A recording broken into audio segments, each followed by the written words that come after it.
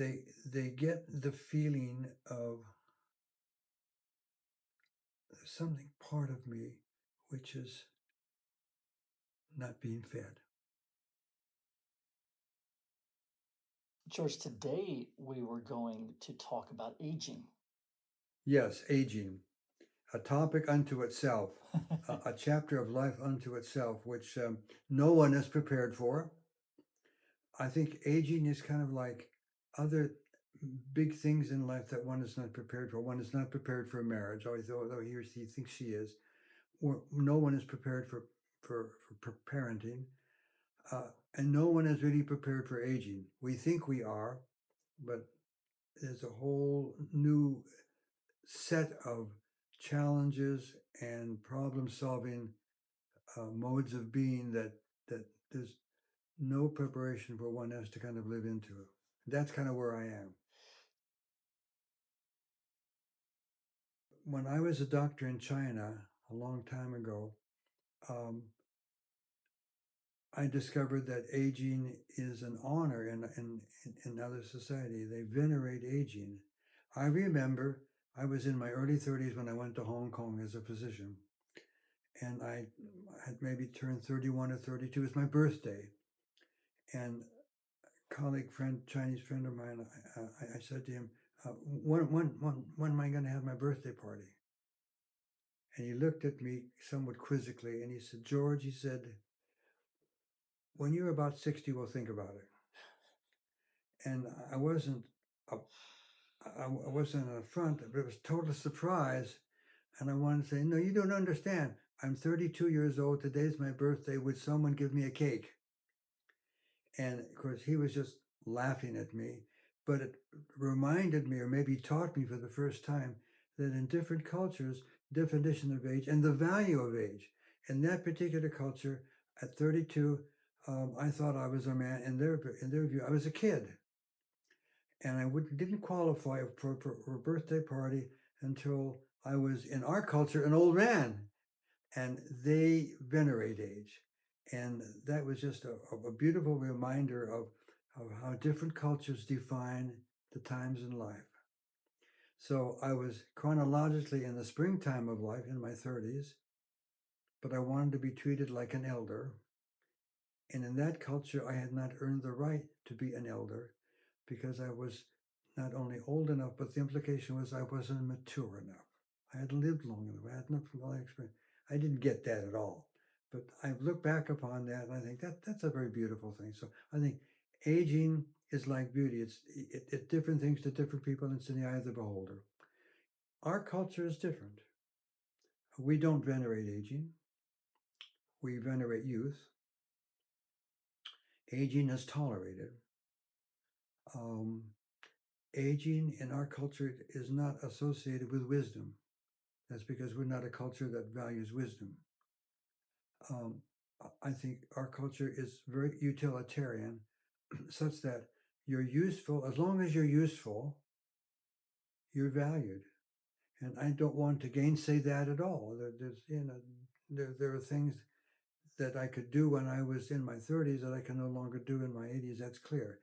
So if my value to my organization or my community or my society is based on my usefulness, then one can say, he's a nice guy, but he's kind of over the hill.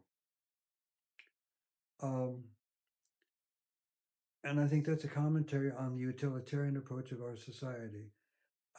Once I can no longer do the job I used to do, I am no longer of any value to the organization that I was employed by.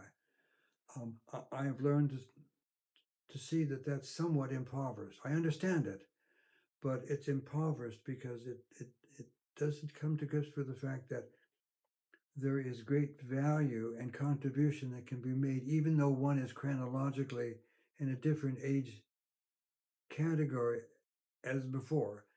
So if the philosophy is, if the policy is, you're of value only when you're young, then about a third of our about a third of our 300 million people in this country are considered of no value. I think that's kind of intellectually and physically and intellectually and spiritually mistaken. I, I'm not saying that just being old makes you wise or wisdom. I don't believe that at all.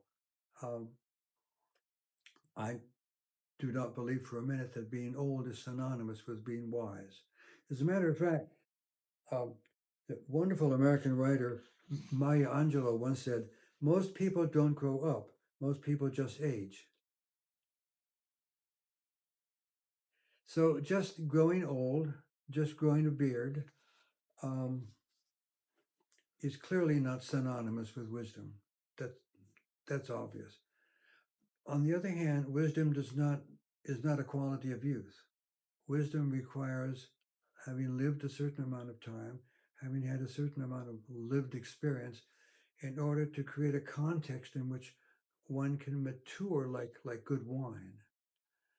That sets the stage for the possibility of wisdom. So I think age is necessary for some things. I think age is tricky because we lose some things with age.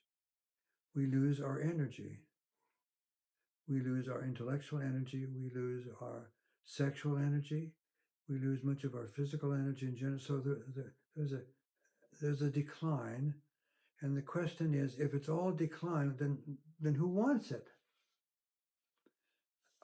Other cultures have learned something that we haven't, namely, as as the, in the midst of the biological decline, there is a possibility for emotional and relational and spiritual incline. So there's this crossover, and so if if aging and the value of aging is defined by decline only, then there's no value in aging. I have experienced another way of looking at it. I don't define the loss. There's a part of me that laments the loss. I lament the loss of my physical energy. I cannot do in any given day what I could do because I just don't have the energy. By late afternoon, I'm starting to get tired. That can't be denied. Um, and so I have to strategize my day depending upon what I need to do so I can get the most out of my day, depending upon what time of day it is. I'm better on in the morning. By middle of the afternoon, I'm starting to decline. So I have to pace myself during the day. And I wish that weren't the case, but it is the case. So I can't deny it, but I can't spend my life lamenting it. But I say to myself, are there any compensations? Maybe that's the word. And I see there are. I think there are things that I'm experiencing in my age that I never could have experienced 40 years ago. I didn't know that 40 years ago. You and I both remember when anyone who was over 30 was considered old. And God forbid they should be 50. They're ready for a coffin, okay? I've discovered that's understandable, but it's incorrect. That there really is life beyond age 50. And in fact, there's a rich life that's possible at my age of 87. But I recognize there are caveats. One caveat is health. I'm fortunate that I'm 87. I'm still in good health. I've had my share of health problems, but I'm still in general in good health. But I live in a retirement community, and many of my neighbors who are my age, they're no longer in good health. And it's hard for them to get up in the morning. It's hard for them to move around. It's hard for them to take care of their personal hygiene. And so when you're hurting badly like that, or if you're beginning to feel the impact of dementia, that impacts how you feel about growing old. So I I think there are constraints on growing old. If um, health is one, another one is companionship. Um, if you've lost your life companion and you're really widowed, that makes a real difference. Um, I have been widowed 5 years, and I'm learning how to be a widower. Um, one has to learn how to do that. I was married 59 years, and they were good years. And learning to live by myself, it has its own new set of challenges and chores and mistakes and moments of disappointment, and as well as moments of enjoyment. But it's a learned school you have to go into, and you have no choice. Um, so to grow old without a companion is a real burden. And many of my neighbors, they're forced to grow old without a companion, and many of their personalities are such that it's difficult for them to begin a new relationship with someone else. That requires energy and time and strength that they do not have. So health is one, companionship's another. I think another constraint on growing old is your financial resources. It's really tough to grow old if all you're living on is your meager Social Security, and many people don't have a retirement pension. Uh, Many people don't have a asset portfolio that they can fall back on. Many people just live month to month meagerly from check to check, and that flavors, I think, how you enjoy or don't enjoy your aging process. So I think there are constraints and challenges that one faces, many of which are out of one's control. I don't have any control over my health. I don't have any control over my finances. They are what they are. I don't have any control over my level of companionship. My wife is taken from me. My wife's taken from me. I have to start over again. So I think one of the problems of aging is the issue of what's available to you. And so if one has one's life companion and he or she is healthy and you're reasonably healthy and you have enough financial resources that you don't have to worry about it, and you're living in a community where there's reasonable support, you haven't lost all your friends. That's another thing, your friends. So you have a support system, um, and your health is reasonably good. Then I think at least the substrate for for enjoying life may well be there. But but Ted, this is not the case for many wonderful older people, and they're doing the best they can.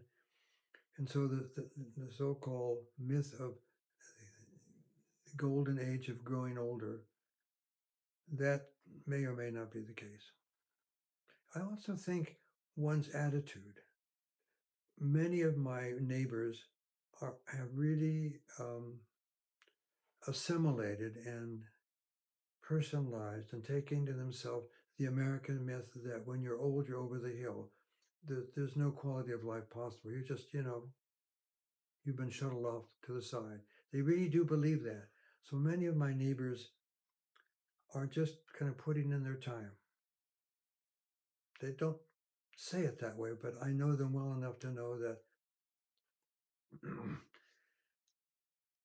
they're just kind of waiting for the Grim Reaper. You know what I'm saying? I think part of that is an attitudinal thing, which I do not criticize them for. If you're um, surrounded and immersed in a society which does not appreciate you and does not venerate you, and you really don't have a counter philosophy that that comes against that, when the time comes, then kind of the story's over, the play's over. They're just waiting for the finale. So I think one's own personal philosophy plays a role as to how one feels about growing old. For many of my neighbors, growing old is just the last chapter of a kind of uninteresting book. Many people have struggled so hard throughout their life. The kids are grown and are left. They've got grandkids, but the kids live in Seattle. They live in Dallas. They're far away. So they'd see them maybe once or twice a year. So they're cut off from their family. They no longer have a spouse. They don't have a philosophy of life which gives them any real hope or meaning. And they're not feeling very well, and they're kind of all alone. I think ill health and isolation and lack of hope is a disastrous recipe for growing old. And I understand that. I also understand that that's the way it is for lots of people. I'm thinking of very conservative religious Christians for whom this particular life doesn't mean much of anything. They're waiting for heaven. They're waiting for the life after. And so this is just um, a relatively meaningless, put your time in, wait to the end. So if that's how you view, if that's your religious view of the here and now, then you're just doing the best you can to wait for the chapter to end. There are other ways of religiously looking at aging as a time of growth and continued explorations intellectually and spiritually, um, recognizing the challenges that come in this period of time, but recognize that there is yet value and like we were talking once before in our last interview, um, if life is bittersweet at this time in life, it's bittersweet. There's bitter, and I've enumerated some of the bitter, but it can also be sweet. I happen to feel for myself personally that there's been a great deal of sweetness in my life. Not because I don't have pain, not because I don't have all the losses. They are what they are. But my personal philosophical and religious orientation has taught me to see sweetness in the midst of darkness. For me, there's light in the midst of darkness. The darkness is there, but I'm not afraid of the dark because I'm not alone in the dark. Now, that's a very personal philosophical religious orientation. I have learned how, or I am maybe said better, learning how to be comfortable in the dark because I don't feel the dark doesn't scare me because I'm not alone in the dark. If one has that attitude, and I think that is a religious attitude, regardless of what the traditional label is, growing old is not scary. For me personally, I really do believe in and take great consolation in the 23rd Psalm. Even though I enter the valley of the shadow of death, I'm not afraid because thou art with me. There's no question that I'm entering the valley of the shadow of death. That is what it is. That's a biological reality. So the question is, what's my response to that path, that corridor? For me personally, even though I'm on the path, and that's irrevocable, the question is, does the path scare me and is it dreaded? There was a time when it was dreaded, but it is not dreaded for me anymore.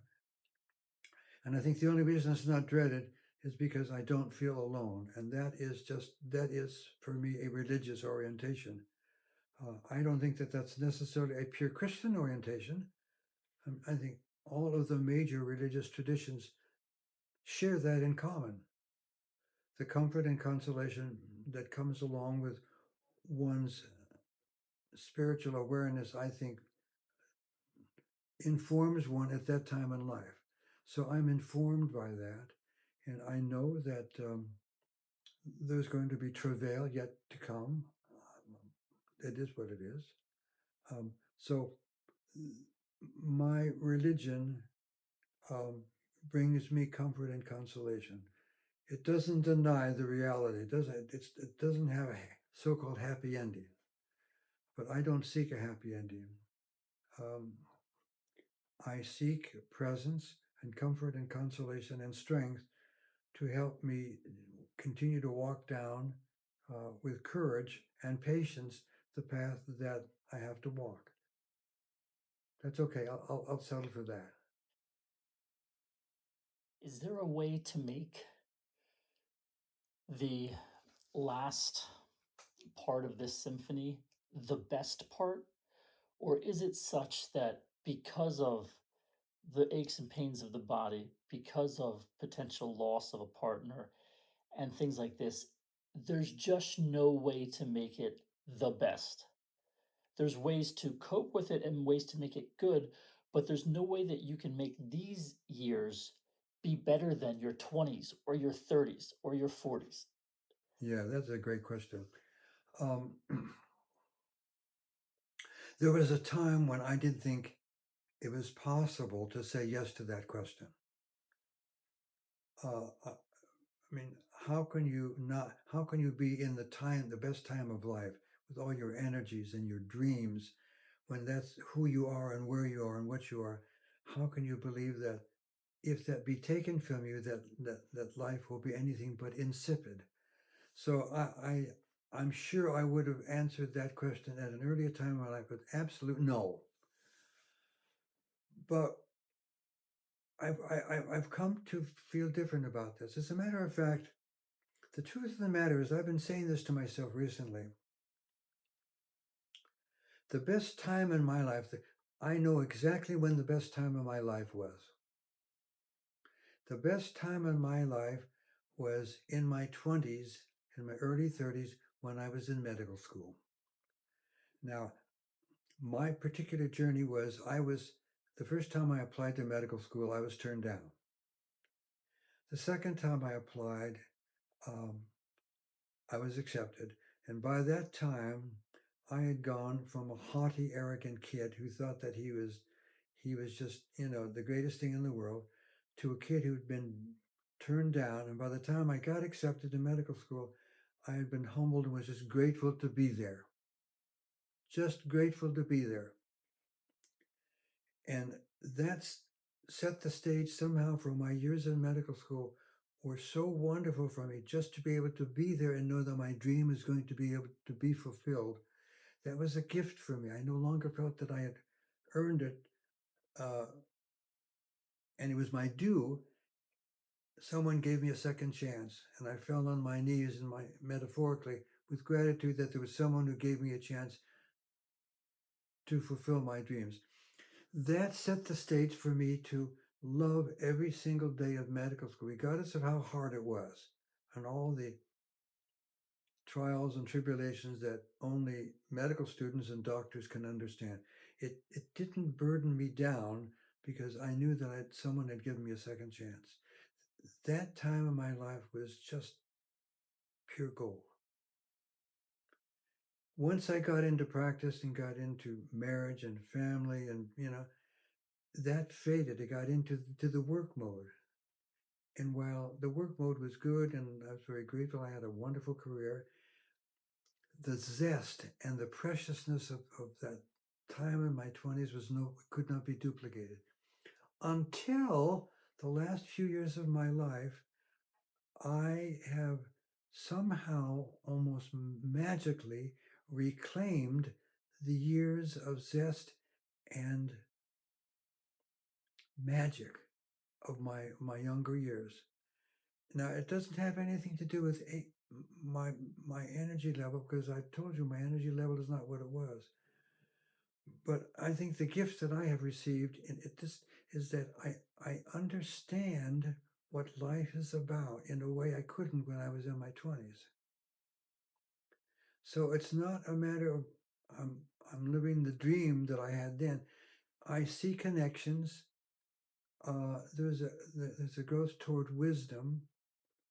There's a sense of patience and tolerance and understanding and gentleness that I have now that I didn't have then. What I had then was total focused, one dimensional laser beam focus on my dream. That was what I was about, and there was nothing on the face of this earth that was going to take me from my dream. I have been given a chance to second time around to get in, and I knew what I wanted to do, and nothing on this earth was going to stop me. That's who I was, and that's the kind of person I became. Now I'm in a different time in life. I've made my career. I'm about something else. And so um, I think I can answer yes to your question. I don't want to universalize this and say because it's true for me, it therefore must be true for everyone. I don't want that's hubris. You're asking me that question, and my answer to you is for me, George Sims, have found great meaning and purpose and joy. I don't think I knew what joy was. I knew what happiness was. Happiness for me was becoming a doctor. Um, I have discovered what joy is in the sense of a larger context of my life. I've connected the dots in a way that was not possible before. That has brought me a sense of understanding that I never had before. Um, um, and I recognize that that's possible in part because I'm still in good health. I can still move around, but I have the sneaking suspicion, Ted, that this kind of wisdom is possible even though your health is not there.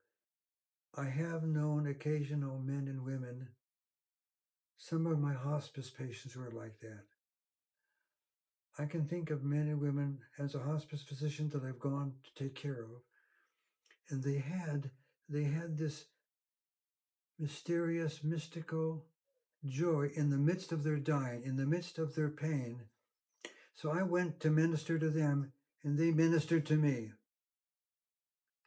I saw that in a way that I never understood, that if you have this at the core, even though you're alone, even though you're in the midst of great loss, even though everything's been taken from you, if you have joy, the joy is there despite the pain and the unhappiness. That is a great secret of living. That is a great secret of living that school can't teach you. No one can teach you that. There's a Swiss philosopher by the name of Henri Amiel, Amiel, lived about 100 years ago, Swiss. He once said, "The secret of life is learning how to make use of your suffering." I never heard that before. I never understood that before. The secret of life is learning how to make use of your suffering. And I have occasionally been in the presence of men and women who embodied that philosophy. They somehow had learned how to make use of their suffering, and they had learned the secret of life. Their pain had not robbed them, their loss had not robbed them of joy, and they lived and they died devoid of bitterness, no anger, no bitterness, a sense of acceptance in spite of everything that was going on. Now, I'm at an age where I think that's wonderful. What do you do in a practical daily routine in order to manifest this magic or this joy at this age? Yeah. Well, I'm a work in progress, so I don't have a formula, and I don't think it's formulaic. I don't think there is a kind of step one, step two, step three. I think people who talk that way, that's a methodology. What I'm talking about is not a method. If you do this, that'll happen. I don't believe that at all. I think it's highly individual. I think there are things that I think can and should be done, elements maybe that are in that are in the process. That one has to take the elements and create a mix that works for the individual.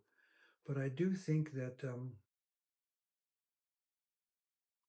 one has to be in a position in life where one has time to devote to his inner life. Would this have been possible for me when I was in my 40s? Probably not. When I was in my 40s, I was on call. I was getting up in the middle of the night, delivering babies, operating on patients, making house calls, trying to scratch out a living, raise a family, all the things that you're in the process of doing, which is what you have to do. That's what it's about. The question we can ask, well, is this something that only old people can do?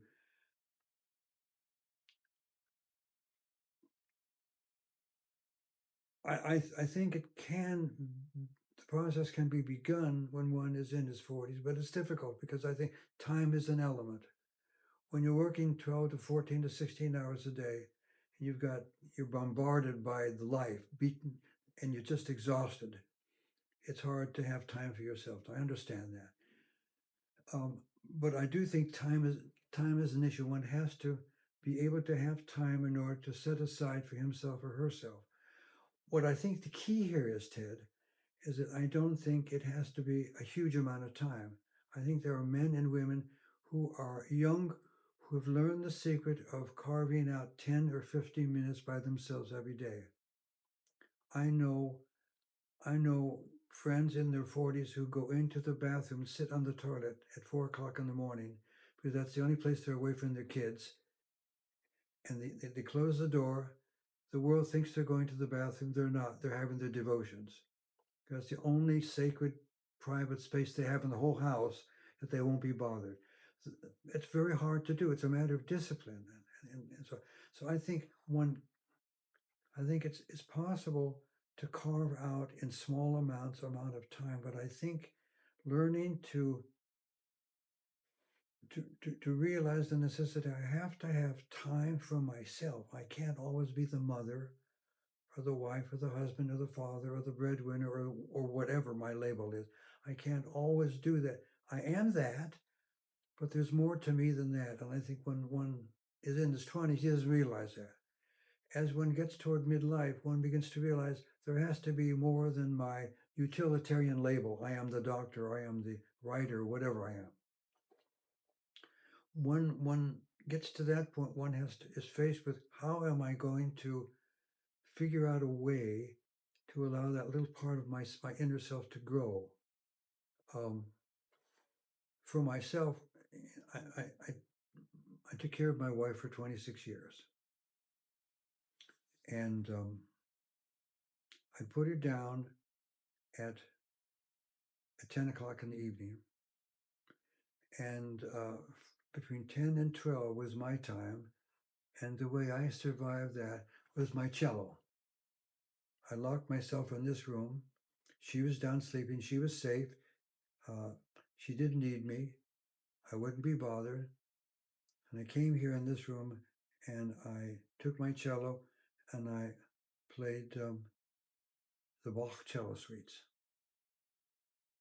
That was the only time, and I was dead tired. I was still chairing a department. I was seeing patients. I was teaching. I was an academic physician. I had a world of burden to bear, and I had her burden to bear. But I was at a time in my life when it almost crushed me.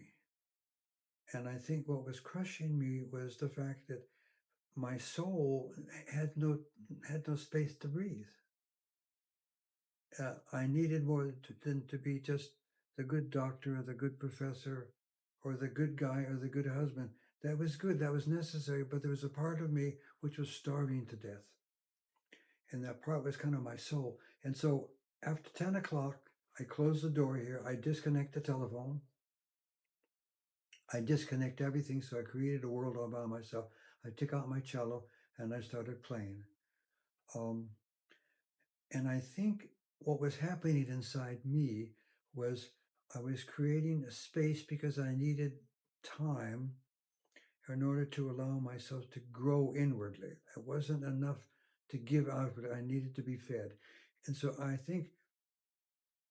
um, I think time is a factor, and I think there's a time in life when you don't need that, but there comes a time when you start to need that. And my sense is it begins to be somewhere toward middle age in the 40s, 50s, when one realizes I can't always be what what the world takes me to be. So I think time is a factor, um, and without time, and without realizing that there's a part of me that's sacred, not necessarily outwardly religious, but sacred. There's a part of me that my wife doesn't know anything about, or my husband doesn't know anything about, or my kids don't know anything about, or the world of success doesn't know anything about. All those needs out there need to be met. But there's a part of me that no one knows anything about, kind of the inner core, that now needs to be fed. And I need to find a way to kind of listen to that core of myself in order to feed that core of who I am. I think that's the beginning of true religion. That's a kind of an inner search, an inner quest. And one has to kind of go down that corridor by himself or herself. I think that's where aging, in the best sense of the word, begins. Mm. Um, and I don't think it begins much before 40s or 50s. I know some incredibly talented men and women who, somewhere around 40 or 50, they begin to experience a kind of disquietude. They're incredibly bright, incredibly successful. They're good at everything they do because they are really superior people. That's just who they are. And I hang out with them because they're wonderful people. You hang out with the good people, right? But I've noticed inside them, and they don't talk about it, they'll talk about it with me because they know I'm sensitive to what's going on inside them. They get the feeling of something part of me which is not being fed. It's also, they'll talk about their sexual life with me, and they have the feeling it's all great, but something is there anything more to life than this? They're not asking a sexual question. They're asking a profound human philosophical question. Namely, I'm good at everything and I've reached my pinnacle. But is this all there is to it? And that doesn't mean to denigrate at all who they are, where they've been. It is to, I think, imply the sense there is more to life than this. And I think when one begins to ask that question, one has begun to embark on the aging process, not aging decline, aging growth to another dimension. And I think that requires time to have the opportunity to begin to ask those kinds of questions. And you can't ask those questions in the midst of a busy existence. Well, this is very interesting because you're describing these people who have worked their entire lives to reach the peak. And there was always something more during their ascent there. But now that they're there, they're asking what's next, what is more. So what do you tell them? I tell them that there is more. All right, and what is it? I tell them they're going to have to find out for themselves. They ask me because they know I'm older. They ask me because they see something inside me that they want to gravitate toward.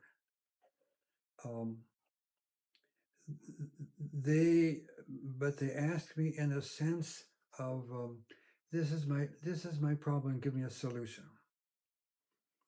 What they don't realize that there is no such thing as a solution.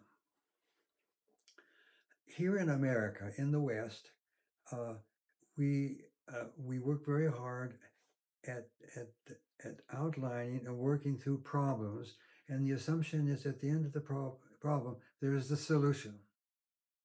That is a characteristic of the West. The East doesn't see it that way. People, Asians are much different than we are. if you've had any contact with Asians, they don't give you direct answers, many of them. It's always kind of indirect. The Japanese and the Chinese are very unique about that. Because philosophically and sociologically in the East, life is not about a problem and a solution. That's something that we have perfected in the West. But the East knows something about aging and wisdom that we don't know. And so people will come to me and they will say, "This is the problem. Give me the answer." And if it's a biological problem that A equals B equals C, then I can tell them what D is. But life's not that way. And so someone will ask me, and they want an answer about aging. How can I be happy in aging? And there's no answer for that. So what would you tell yourself at 50? What do you have to look forward to, and how do you create that magic? All right, this is what I would tell them. At 50, you're still in the first half of life, but you're coming to the end of the first half of life. The first half of life is all about finding out who you are and achieving your goals in life. And one of the great tragedies in life is that there are many, many people who never have the chance to find out who they are and to achieve and reach their goals. In order to move into a successful and meaningful second half of life, one has to have reached his goals in the first half of life. So I would say to someone who's 50, I'd kind of sit down with them and I'd say, what have been your goals in life? And they tell me their goals, and I'd say, that's great. And if he said, well, I'm getting tired of my goals, is there more to it? And I'd say, if you're getting tired of your goals, that's great. That tells you that there may be more to life than reaching your goals. But younger people don't know that. They don't need to know that. That after you reach your goals, there may be more to life than reaching your goals. But we didn't know that when we were young. So if you're beginning to get a little tired or bored, that's a good sign. And they say, well, what's next? And I would say, well, I don't know what's next. What you have to do is have the courage to get bored. And know that if you get bored, that means a sign that maybe you need to ask yourself, is there something in life different than what I have? Maybe you need to look at your goals. Maybe there is more to your life than just your success. Also, I would say life is about suffering. Not torturing yourself, but suffering. Suffering in the sense of, as we go through life, we begin to lose our strength. We begin to change our goals. We begin to outgrow relationships. And we begin to realize that life is about loss, so that life is really a matter of bittersweet. And when you come to the point where you begin to realize that there's more to life than success, then you're just on the cusp of learning something about yourself, that life is really more than what you thought it was.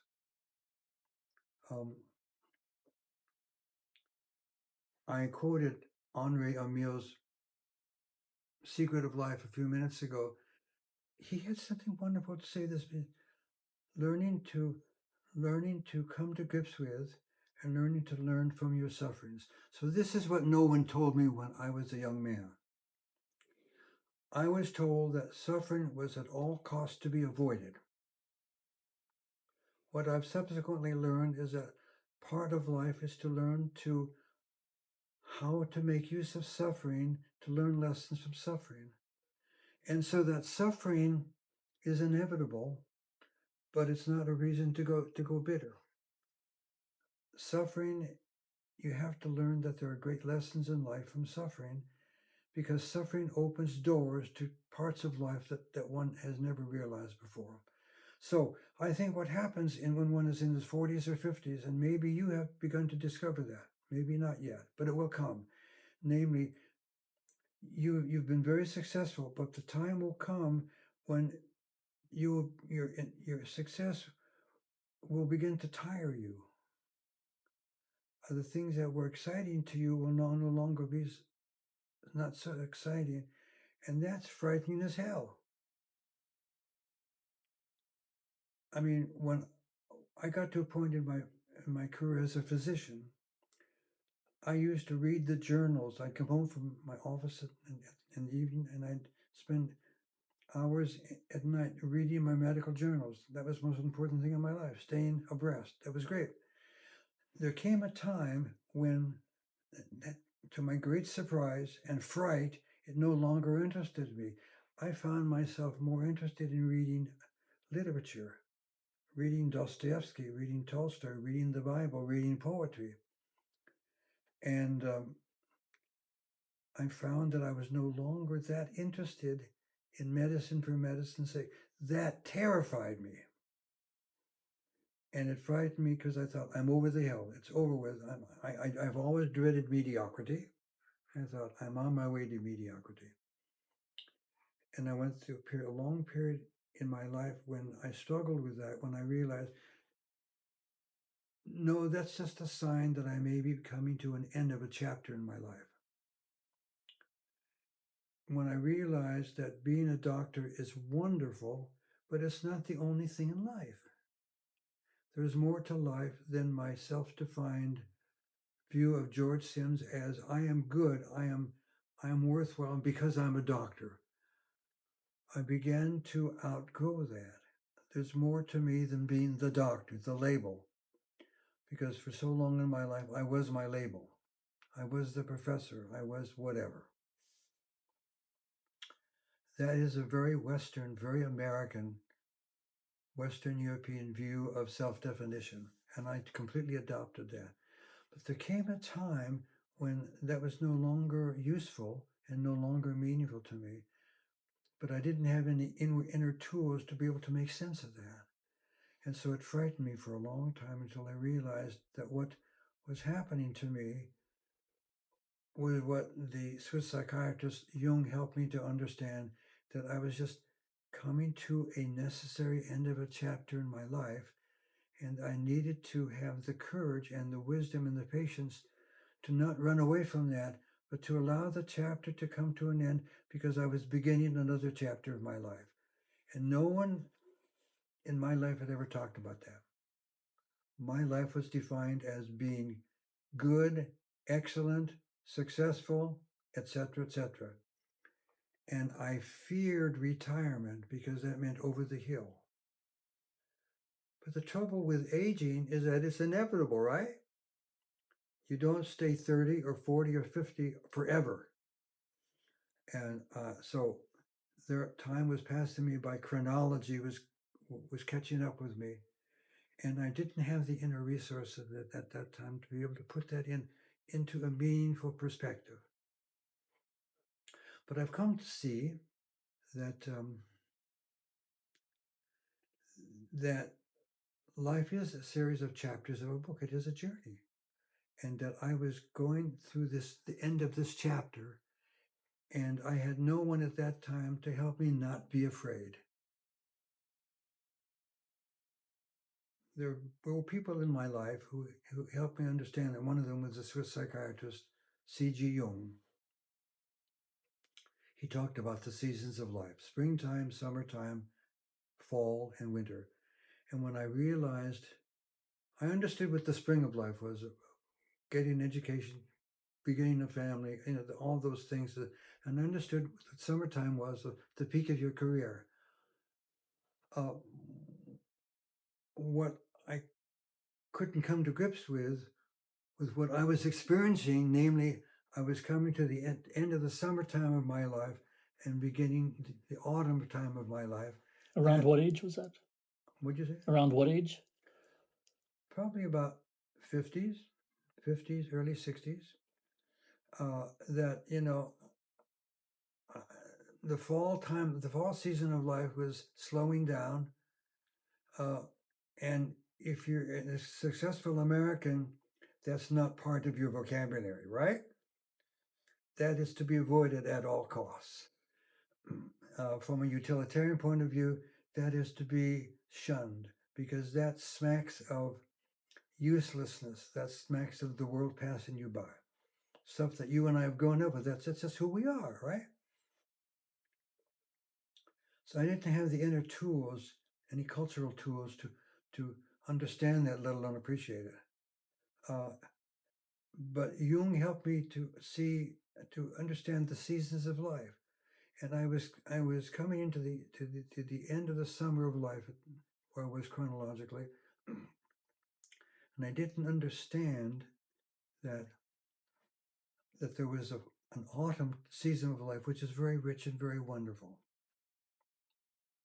and that I needed to not bolt the door, but open the door and let that season come into me, and that there's a winter time of life, winter season of life, which is also very wonderful, and I need to say yes to that. Well, that was a process I had to learn, and so learning how to say yes to the aging was something I've had to learn how to do. But once I said yes to it, I have learned over the last few years that the aging process is a really wonderful process. That there is a second half of life, which is very rich, and there is some sorrow, and life is not all sweet, but it's not all bitter. And bittersweet's not bad. As a matter of fact, bittersweet is maturity. Um, in the West, I think we're afraid of bitter. Bitter is bad. Bitter is sour. We're afraid of dying. We're afraid of death. We're afraid of failure. We're afraid of the aging because that's kind of bitter. In actuality, bitter is necessary. It's the part. It's spiritual and intellectual and emotional and biological essential of life. But it's not all bad because when you come to my time of life, there is, if one plays it right, the bitter and the sweet come together and become bittersweet, which is really wonderful. I look back upon my life and there's a lot of bitterness in it.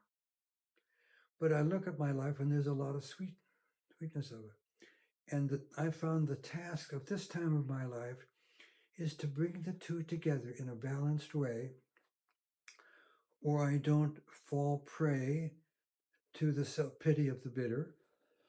Excuse me. But I don't delude myself into saying that it's all sweet. But I recognize that there's a balance to it. And I think one of the keys to a meaningful aging is to grow into that balance, that integration of bittersweet. If wisdom were synonymous with growing beards, goats would be wise people.